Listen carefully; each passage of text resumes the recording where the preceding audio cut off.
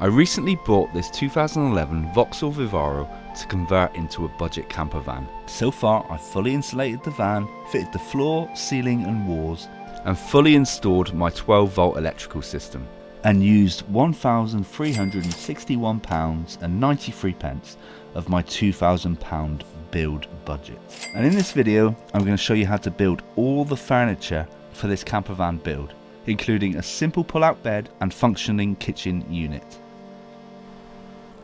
Welcome to part 4, and today we're going to be building the furniture for inside this van. Now, I was in two minds when making this video as to whether, because obviously I'm trying to build a camper van that you all should be able to follow along with, and this is all the timber that I've bought to make the bed, but you can actually just buy pretty much ready-made beds that are the same size and it's going to work the exact same way, but it's a huge amount more expensive. And because we're sticking to a tight budget, I decided, you know what, I'm going to make my own for a fraction of that price. If you're the sort of person where you're not sure whether you will be able to build your own bed like this, then all you need to do is just go onto eBay and just type in like Vauxhall Vivaro sliding bed, and there's loads of people that will literally do like prefabs for you. Comes flat pack and you just put it together. But if you do want to give it a go, I'm going to show you a really simple bed design today that anyone can pretty much build, and I'll also put on the screen all the measurements of all the timber and everything, so you can pretty much cut it all up and then just assemble it like just one big jigsaw. Now, I got all this timber here to build this bed today from Jewson's, and all I would say is do yourself a favour. If you want to save money, don't go to B&Q, pop to Jewson's, because I got this for a fraction of the price that I would have at B&Q. And I went to their warehouse, told them what I wanted, and then when I went up to the counter to pay, the guy just like added a load of discount to it. And this all of this timber, which should be everything I need to build this bed, only cost me this much. Whereas if I'd gone to B&Q, it probably would have been about 3 times that price. So I will list all the timber and everything in the description so that you can click on it, but the prices on there aren't the prices that I paid for it. But like I said, if you go in there, don't order it online, just literally pop in. 9 times out of 10, whenever I've been there, they've given me a discount. And before anyone says it, I didn't get a discount because of sponsorship or anything like that. You know, they don't even know who I am in there, so it's not like they're doing it just to get a shout out on this channel or anything like that. But it was the same when I was building the Transit and I was getting the ply for the walls. I got it all from Jewson's and they discounted it then as well, so it's just a great service. So we're going to start off by making the bed frame. These slats are going to be the top rails, and then we're going to put some feet on it. We need 2 of those, 2 sides, and then 1 to pull out as well. It all makes sense when it starts to come together. So that we can clear the wheel arch, we need to come up 350 mil. So 350 mil, that's the size that the feet need to be.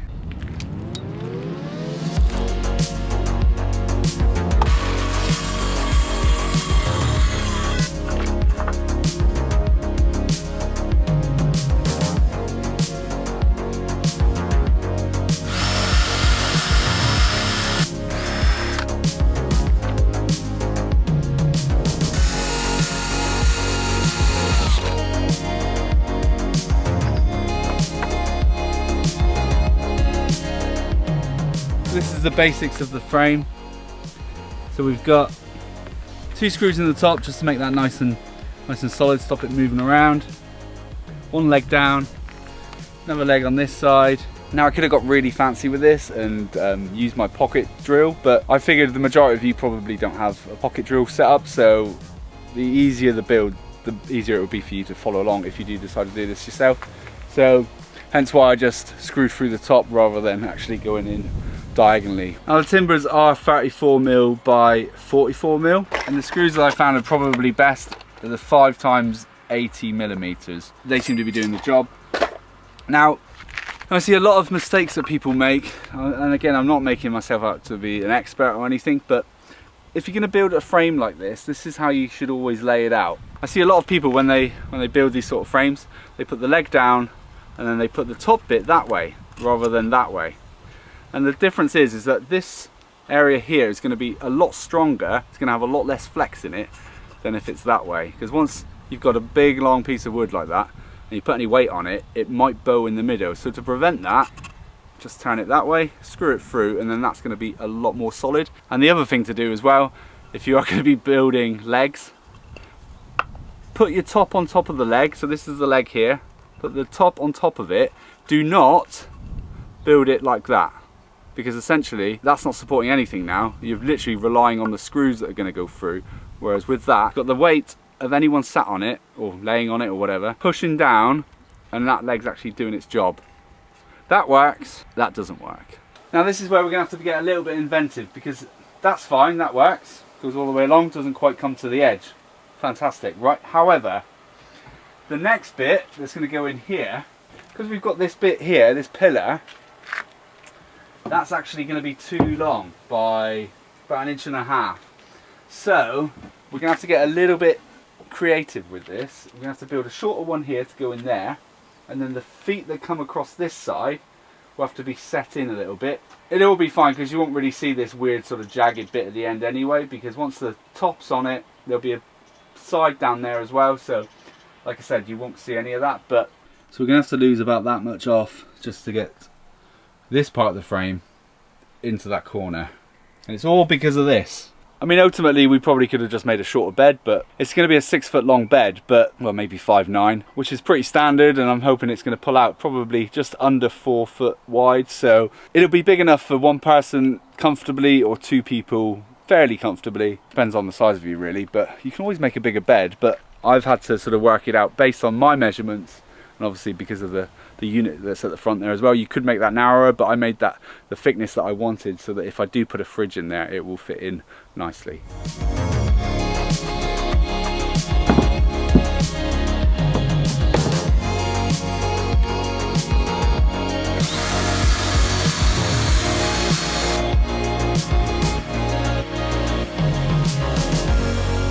Okay, so here's the end piece. That's going to go on there like that. It probably didn't need its own legs, but remember what I was saying earlier about the weight needs to be distributed so that this part goes onto a down. Whereas if I'd screwed that straight into that one, it wouldn't actually be doing anything. So that's why I made some separate legs for that. This comes on like that. I did build one for this side as well, and I'll be honest with you, it's not really that necessary to put feet on this side, because I could have just screwed this top batten here straight into this unit. But the reason why I've done it is literally just so that I can lift this bed in and out if I ever need to. It will all come out in just one piece, rather than having to unscrew bits that are attached to other parts of the furniture. Really don't want that to happen, so this way it's all in one bit and it should go together quite nicely. And now all I have to do is just screw it together, and that's the first section of the frame ready to go. Now this one here is going to be a little bit more tricky because of this part here. So what we're going to do with this one is I'm going to screw in through there, hopefully miss those 2 massive screws I've already put in there, and then I'll just literally put some L brackets in here just to keep that together.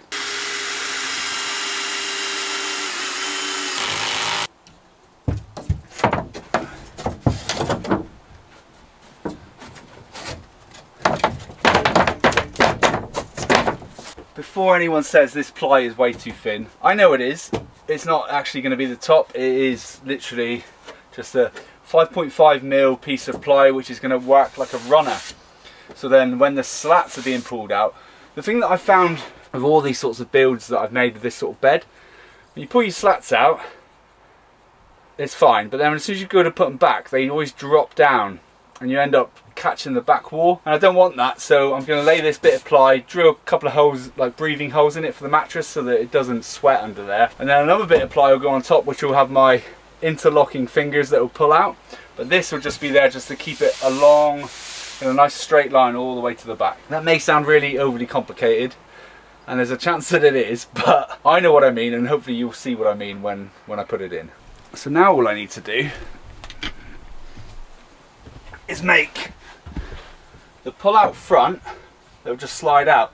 And every time I've ever done this before, I've always just done one long piece, but for this build I'm going to cut this in half and have 2 independent runners, not so that you can turn it into like an L-shaped bed or anything like that, but it's literally just so that it's easier to pull out. That way you can pull out one side, you know, because there'll be limited space in here.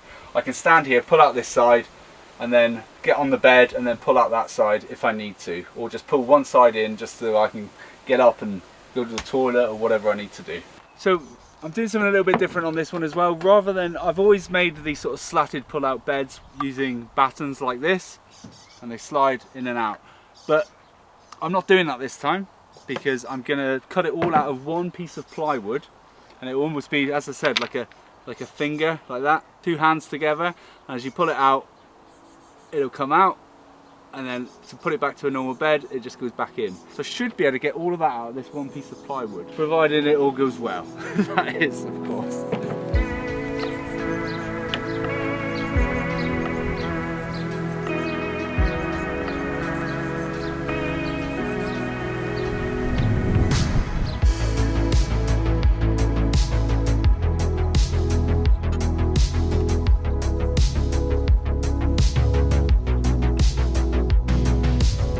Hopefully you can see these pencil lines. So we've gone one and up the other. So this is the main part, like that, up, like that, up, like that. So the only way I can think of doing this is coming in off this edge here with a jigsaw, and then around that way, down, around, and just follow it around like that. But if I'm using the jigsaw, I'm going to need something to put it up against to make sure that it's a dead straight edge.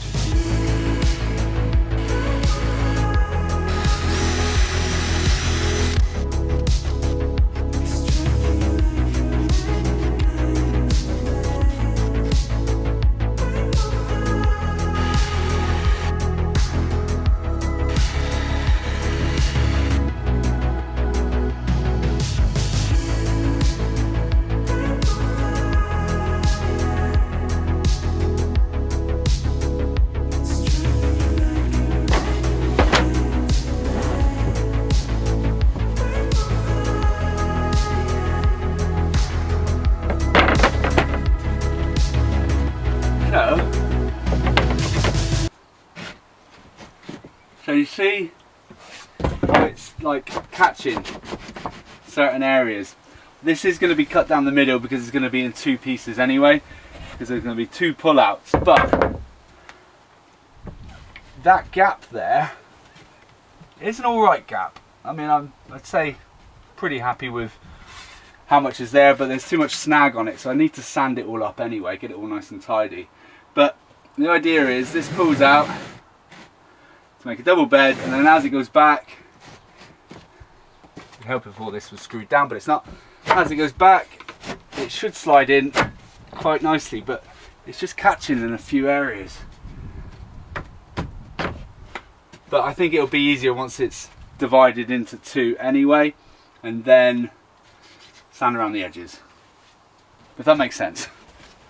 But at the moment I want this to be as smooth as butter. So that's pretty much how the bed's going to look when it's pulled out. And then you should just be able to go bang. Actually, that's not bad. If you get it square, if you put it in and pull it out square, it actually works.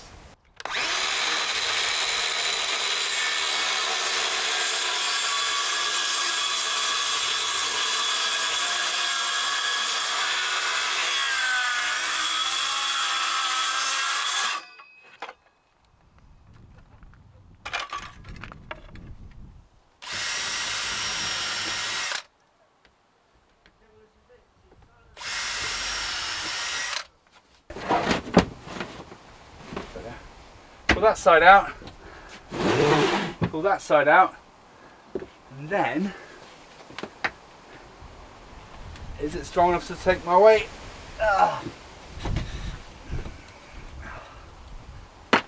I'd say so. Bed goes back, bed goes back. Oh, brilliant. Now I do still need to put a front on this just to sort of square it up a bit, because I'm not putting anything at the bottom. Same with that side, and I'm going to put an end piece on there as well. But all in all, I think it's great. So all of these legs are now got brackets on them to keep them down.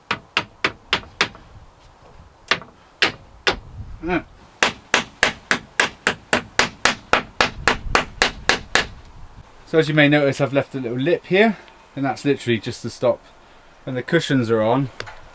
It's just to stop them from sliding off when I'm driving. That lip's 1 inch tall, and the cushions I'm getting are like 3 inches, so it's not going to annoy me or anything with it touching my legs. So there it is. I've blanked off the end as well. Nice and tidy. Okay, so now that the bed's finished, it's time to build the kitchen unit that's going to go here. I do still have this off-cut, which was from the electrical system box that's at the front. So this is how wide we're going to make it. So it does mean that we'll probably have to scribe in this wheel arch as it comes down like that. Either that or we can move this a bit more centered. Either way, we're still going to have to scribe. But I don't really want to have to scribe both sides. If I make it sort of the same height as that unit there, that should give me enough space. But I also want to, the doors that go on the front, I want to sort of divide them up so that when the bed is pulled out, you can still at least get some access to in here. Because the worst thing, if I had like a floor to top door, as soon as the bed's pulled out, it makes this whole unit unusable. So that's why I'm going to divide it into 4 doors essentially.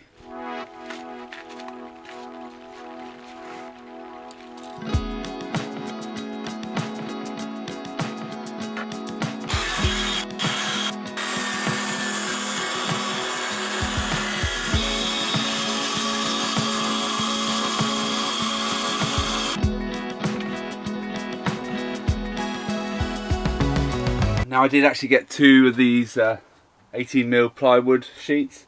I got them from Jewson's this time, the same as what I did for the bed, because it just works out easier. The only problem is with using Jewson's rather than B&Q is they can't actually cut it for you. But the 2 sheets cost me like £45, so to build this whole unit, that's pretty much what it's going to cost. Whereas when I was looking at buying one and getting it delivered, it was going to cost me about 200 quid. So saved a lot of money just by building it myself.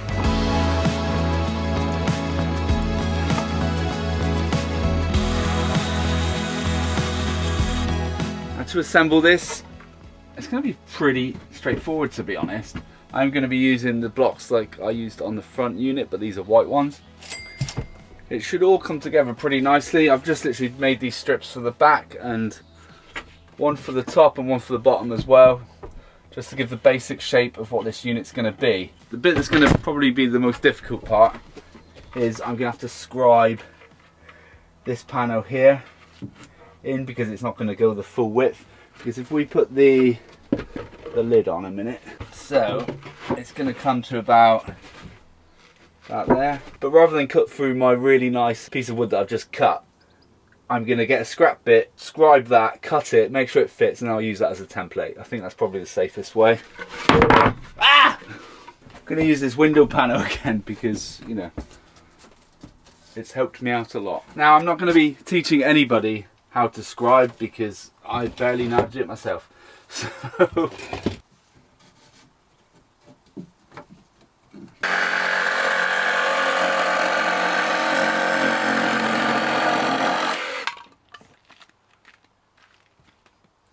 oh, I think I've done it.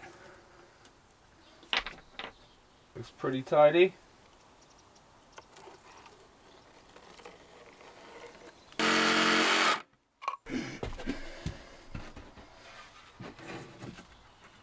For somebody that's not a very good scribe, I'd say that's pretty good. There's a bit of a gap at the top there, but down there is really good. Let's check the other side. Look at that. Ideal.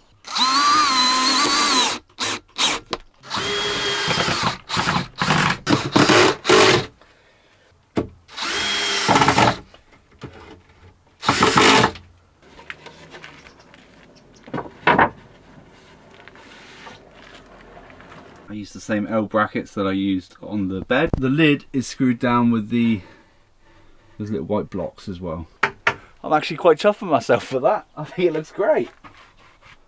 Just got to make the doors now. Okay, so here's something that we have to consider when we make the doors, okay? It's going to be a kitchen unit so that you can use it, open the doors, get in there, blah, blah, blah, right? But when the bed's out, like this, all of a sudden, we can only open this door to there. and the same with that side. So I'm thinking we've got a 3-inch thick mattress that's going to be on here.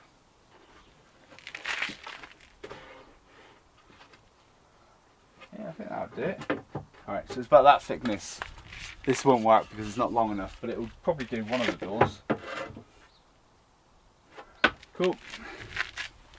Here are the doors. You might notice there's a gap at the top, but that gap will actually be at the bottom because you've got to have your doors lifted off the floor so that they don't drag along the floor.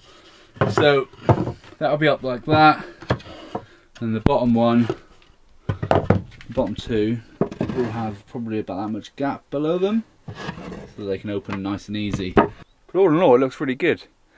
That's cut to another day when I can fit my hinges.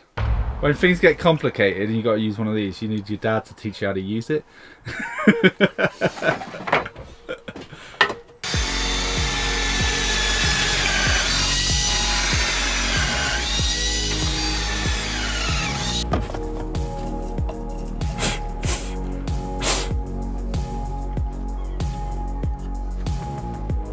Soft close, it's a bit posh.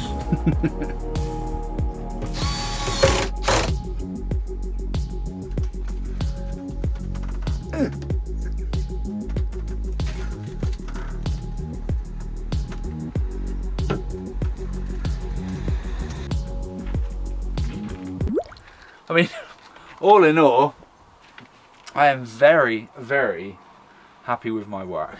I think that this bed came together really quite easily, to be honest.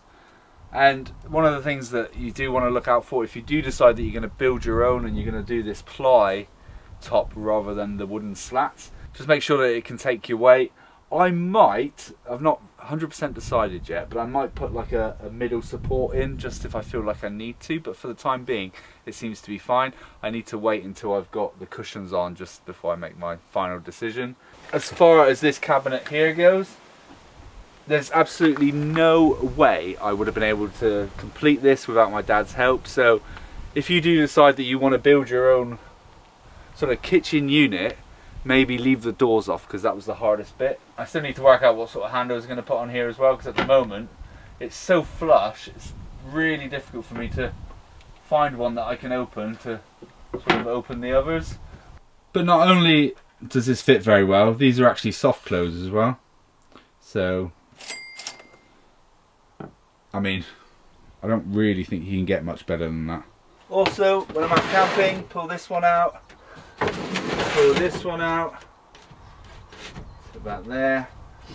Cushions will go on, and then I've still got quite a bit of space there for, you know, even still kind of getting into this bottom cabinet if I want to. I know that I said this was going to be like a 4-part series, but I've still got a little bit of work to do.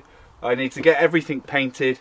I still need to get a curtain put up in there, which I have ordered. I need to install the cushions, which I've also ordered, and I need to get a window put in and then a curtain over that window as well. So still quite a bit to do. So as much as I wanted this to be a 4-part series, it's going to turn into 5 parts. Thank you to everybody who's supported the channel through buying me a beer through the link in the description. All of these legends here. But also thank you to all my Patreons who get ad-free early access to these videos. But other than that, I'll see you next week. Cheers!